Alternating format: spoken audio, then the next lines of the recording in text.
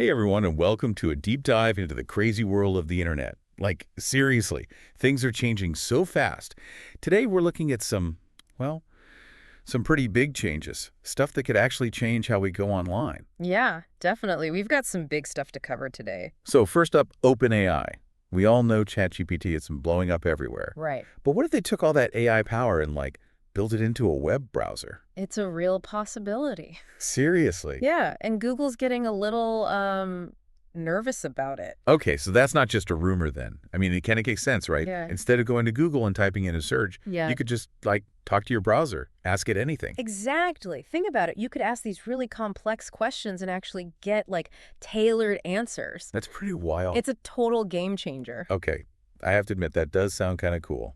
But isn't Chrome basically the king of browsers right now? I mean, does OpenAI really stand a chance? Well, Chrome has 90% of the market. So, yeah, Google's not going to go down easy. Wow, 90%, that's huge. It is, but OpenAI's got this excitement around ChatGPT. Plus, they're teaming up with companies like Apple and Samsung. Seriously? Yeah, That's a big deal. it is. That kind of partnership could really shake things up. I see what you mean. So, less money for Google, maybe? But what does all this mean for, normal people using the internet? Right. Well, imagine OpenAI's browser actually puts privacy first. What if you could pay for a version that doesn't collect all your data? Wait, so you're saying we might have to start paying for a browser? It's possible. They could have a subscription model. Huh. I don't know. People are so used to, free internet. Yeah, true. I mean, would you pay for a browser? It depends. Yeah. What if that paid version gave you access to, way better AI tools, personalized research assistants, or even, content creation features? Yeah, that's tempting. It is. Plus, think about having more control over your data. It's a trade-off. For sure. So OpenAI is making moves, but Google's not just going to sit back and watch. Right. Right. And, well, they've already had a few run-ins with the U.S. Department of Justice, you know? Oh, yeah, right, the whole antitrust thing. Exactly. The DOJ's been looking into Google for a while. So is the DOJ basically saying that Google being so big is anti-competitive? Basically, yeah. They say Google's using Chrome to, squash the competition. They even suggested that Google should sell Chrome to make things more fair. Wow, really? Sell Chrome. Yeah. Their point is, if you control the browser, you control how people get online. That's a lot of power. That makes sense.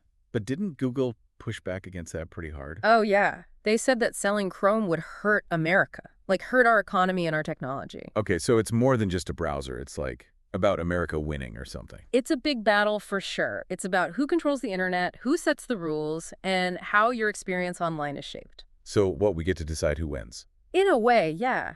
You, the user, hold the power. You choose what browser you use, what services you trust, and how you protect your data.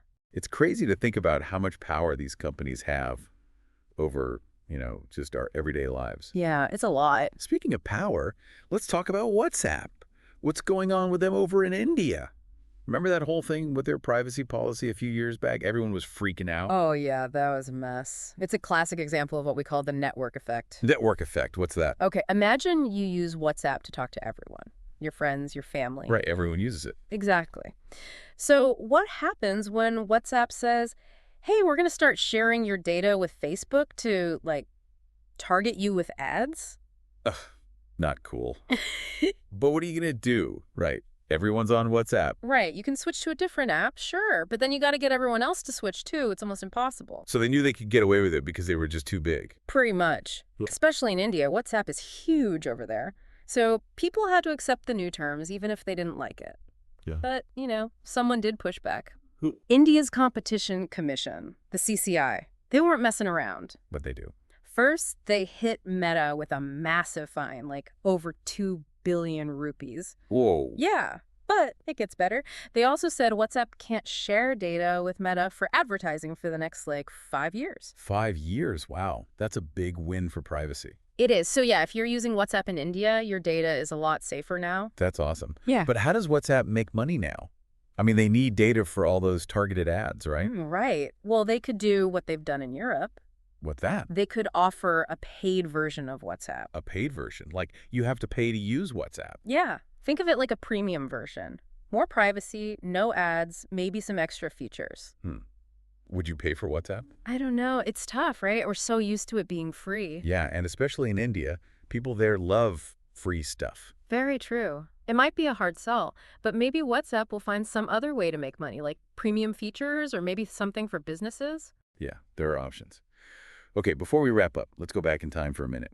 Did you know that the very first smartphone was actually unveiled on this day back in 1992? Oh, wow.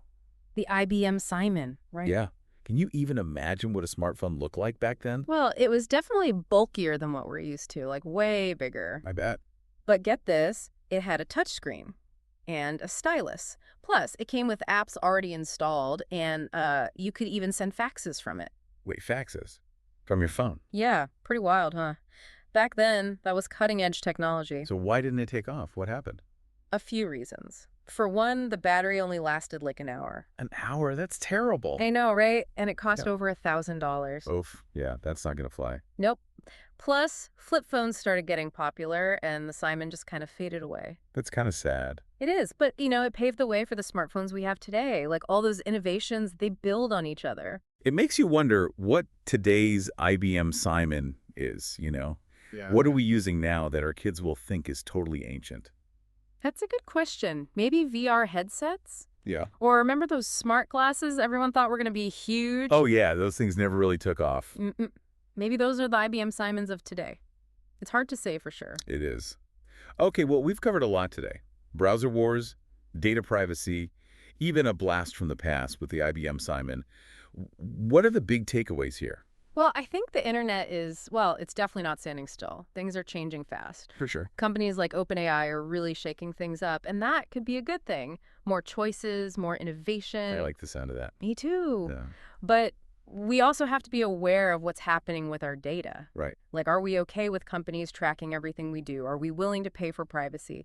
These are the questions we need to be asking ourselves. So it's not just about, using the internet anymore. It's about being a part of how it changes. Exactly. We have a voice. We get to decide what the future of the internet looks like. That's powerful. It is. Well, thanks for joining me on this deep dive. It's been a wild ride. My pleasure. And to everyone listening, keep questioning, keep exploring, and keep shaping the internet. We'll see you next time. It's crazy, right? Like, what will be the next big frop? Who knows? Yeah. It's fun to think about, though. It is. Okay, so we've covered a ton today. Browsers, data privacy, even that trip back in time with the IBM, Simon. What are the big things I should remember from all this? Well, I think the main thing is the internet, it's not slowing down. It's always changing. Yeah, no kidding. And companies like OpenAI, they're really pushing the boundaries, Yeah. which, could lead to some amazing things. More choices, more innovation, things we haven't even imagined yet. That's the exciting part. It is. Mm-hmm. But it also means we have to be, more aware. Aware of what? Of what's happening with our data? Like, all that tracking, are we okay with that? Or would we rather pay for more privacy? Those are the kinds of questions we all need to be thinking about. So it's not just about, using the internet. It's about making choices. Yeah. About how we want it to be. Exactly. We have a say in how the internet evolves. It's pretty cool. It is. Well, thanks for taking this deep dive with me. This was awesome. Happy to be here. And for everyone listening, keep asking those questions. Keep pushing for the internet you want. See you next time.